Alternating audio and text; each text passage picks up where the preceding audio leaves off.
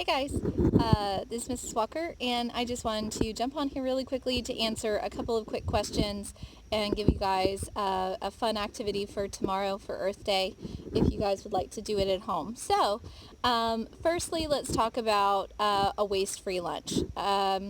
Earth Day is on Wednesday, April 22nd, so that is tomorrow. I'm filming this on Tuesday, and I've encouraged you guys to go outside if you can and eat a waste-free lunch. And I've been asked a couple of times, what is a waste-free lunch?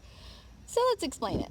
A waste-free lunch, guys, is a lunch that should not produce any waste, that is not basically biodegradable or compostable.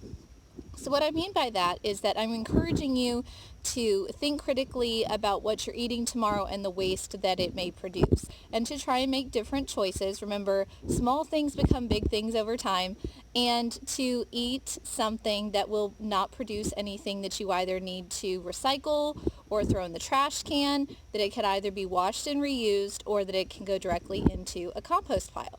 So examples of things like this are like an apple. Okay, so I can either eat an apple tomorrow, which doesn't produce anything but perhaps a core that I can toss in my compost area, or I can eat applesauce out of a plastic container with a plastic spoon. So what I'm asking is for you to take a moment to consider those things prior to eating lunch. Other ways that you can eat waste-free or low waste are to eat off of course, plates that you can wash quickly, not to use things like plasticware or one-use ware. Eat on nothing at all, if you can even go there. Just either hold it in your hands, of course, after you've washed them, or to do things that you can throw in the sink and wash quickly later. Maybe even not running the dishwasher tomorrow, because dishwashers take a lot of water. Of course, drink out of recyclable containers so that you guys are not using like plastic water bottles, things like that. So it's just an opportunity to be really mindful about what we're doing for the environment. And remember, small things are big things over time. So it doesn't take that long for a bucket to fill up with 1 drop of water. We don't give it that much consideration to maybe 1 drop, but over time that bucket is going to fill, and if you're carrying that bucket across your yard, it's going to get heavier and heavier to carry. So now I want to talk to you guys quickly about an activity that you guys can do with toilet paper rolls. Of course, toilet paper, the long and storied history of quarantine. So you might have accumulated some toilet paper holders at your house, and they're incredibly recyclable, of course, but it's even better for the environment if we can do something with them before we recycle them. So I'm going to show you guys quickly how you can make a little bug hotel. I have seen lots of kids and families starting gardens during this time, which is awesome. And so to encourage bugs that are beneficial bugs in your yards, one thing that you guys can do is to create what are called bug hotels, when really what they are little tiny habitats that bugs can kind of take a rest in, pollinators can chill out during the hottest part of the day, and it's super easy to make. This is nothing but some toilet paper holders that I have stuffed with some things that I have found around our property. Now, what I encourage you guys to do is to stop and look and listen first. So go out into your yards before you pick anything to go into here and see where the bugs are congregating naturally.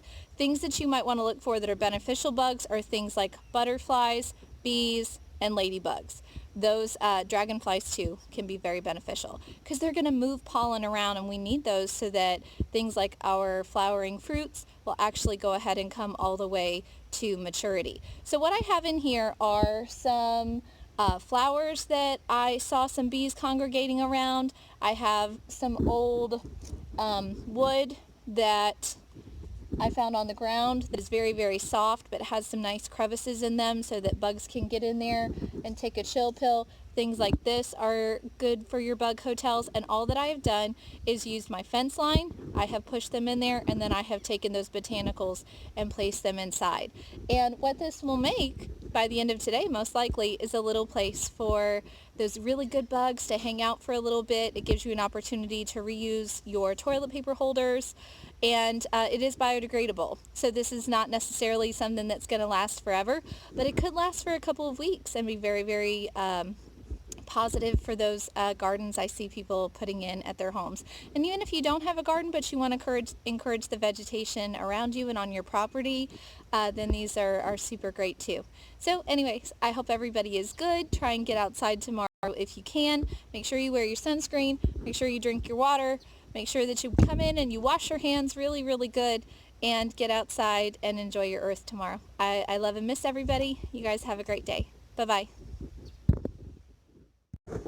And it already fell. That's fine. Okay, guys. I decided that I'm gonna